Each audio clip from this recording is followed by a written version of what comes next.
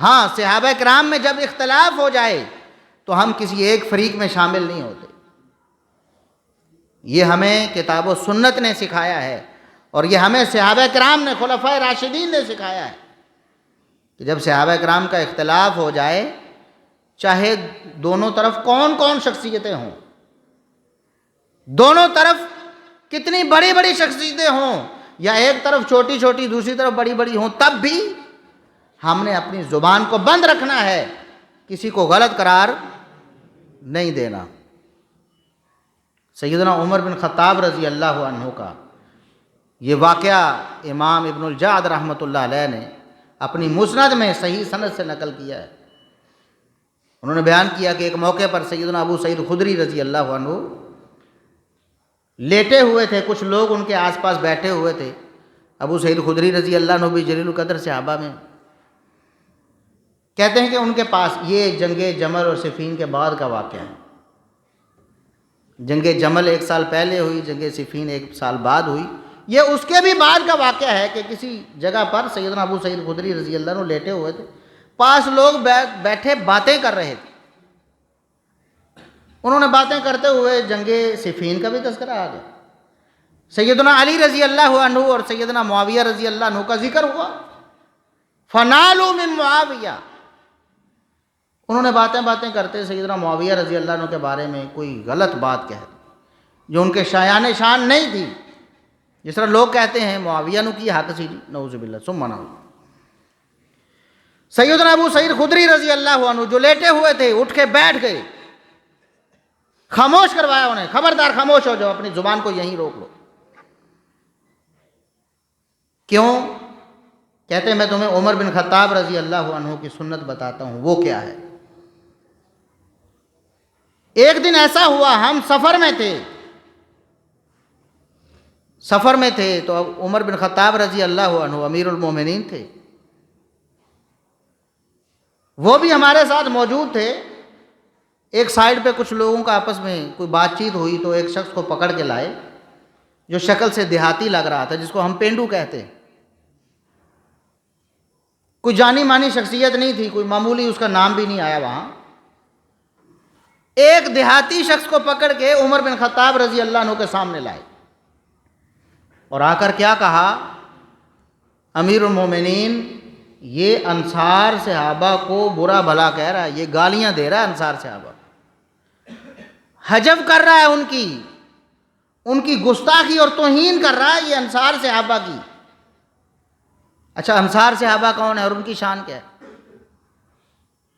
نبی کریم صلی اللہ علیہ وسلم نے ارشاد فرمایا، یہ صحیح بخاری کے الفاظ ہیں کہ انصار دیگر لوگوں کے مقابلے میں میرے ساتھ تعلق رکھنے معنی میں ان کی مثال ایسے ہے کہ عام لوگ، باقی سارے لوگ انصار کے علاوہ وہ باہر والا کپڑا ہے، باہر، اور انصار میرا اندر والا کپڑا ہے جو جسم کے ساتھ ہمیشہ چمٹا رہتا ہے. مقصود یہ تھا کہ انصار اور میرے درمیان کبھی جدائی نہیں ہو سکے. فرمایا کہ لو سلک الناس وادیا وشعبا وسلکت الانصار وادیا او شعبا لسلکت وادی الانصار او شعبہا. سارے لوگ اگر ایک طرف چل پڑیں، صرف انصار دوسری طرف ہوں، میں سب کو چھوڑ کر انصار کی طرف چلوں گا. اور بالکل وہی الفاظ جو سیدنا علی رضی اللہ عنہ کے بارے میں محبت کے فرمائے نا کہ علی سے محبت مومن ہی رکھے گا، علی سے نفرت یا بغض منافق ہی رکھے. وہی الفاظ، سیم وہی الفاظ انصار کے بارے میں بھی ارشاد فرمائے. فرمایا کہ علامت الایمان حب الانصار، انصار کی محبت تو ایمان کی علامت، وعلامت النفاق بغض الانصار، اور انصار کا بغض تو نفاق کی علامت ہے. جو انصار سے بغض رکھے گا، انصار کو برا بھلا بولے گا، وہ کون ہے؟ منافق. اب یہ ساری چیزیں ذہن میں رکھ کے اس بندے کو پکڑ کے عمر بن خطاب رضی اللہ عنہ کے سامنے لے آئے کہ اب اس کی خیر نہیں ہے، ابھی دیکھیں اس کی کھلڑی ادھیڑ دیں گے عمر بن خطاب رضی اللہ.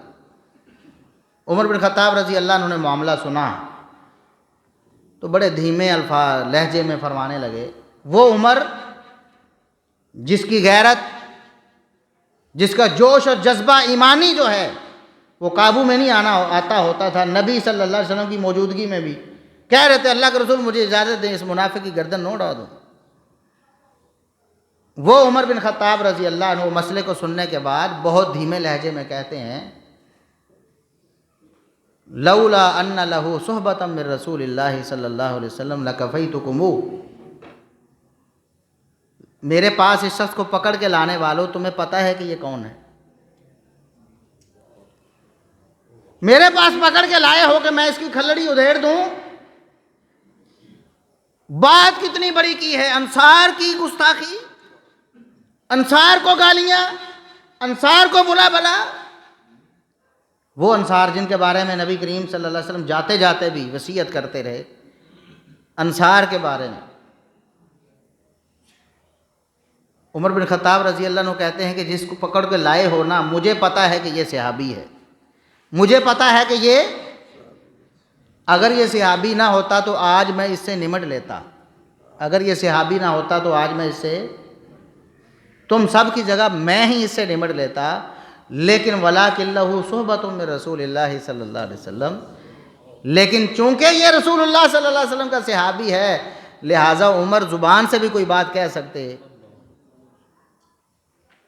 حدیث گواہ ہے اس بات پہ کہ عمر رضی اللہ عنہ نے ہاتھ اٹھانا تو دور کی بات ہے، زبان سے بھی اس کو یہ تک بھی نہیں کہا اور اللہ کے بندے انصار صحابہ کے بارے میں بولنے کی کیا ضرورت تھی، یہ بھی نہیں کہا، بلکہ دونوں کا مقدمہ سنا اور دونوں کو باعزت بری کر دیا، کہا کہ یہ بھی صحابی، وہ انصار ہیں، یہ بھی صحابی ہیں، لہٰذا عمر خاموش۔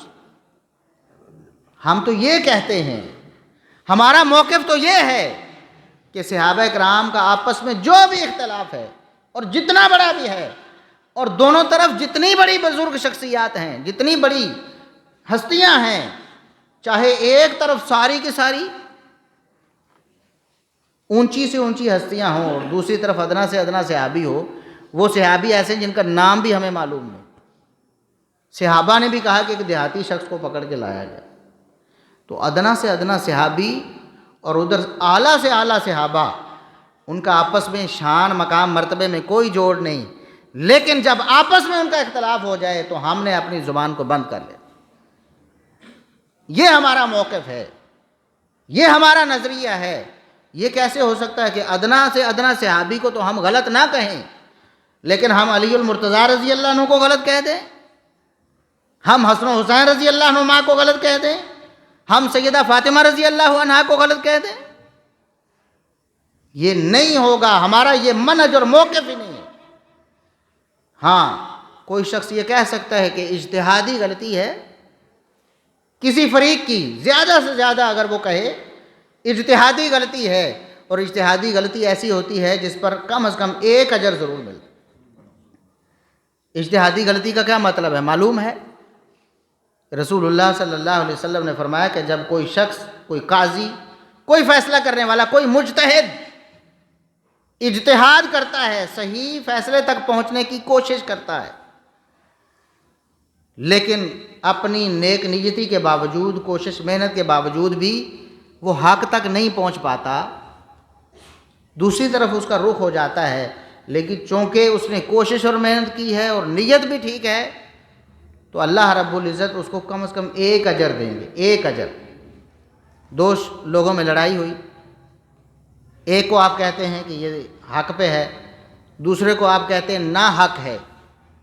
صحابہ کرام کے بارے میں ایسا بولنا، نا حق کا لفظ ہے ہی نہیں، نہ قرآن کی ڈکشنری میں نہ حدیث کی ڈکشنری میں۔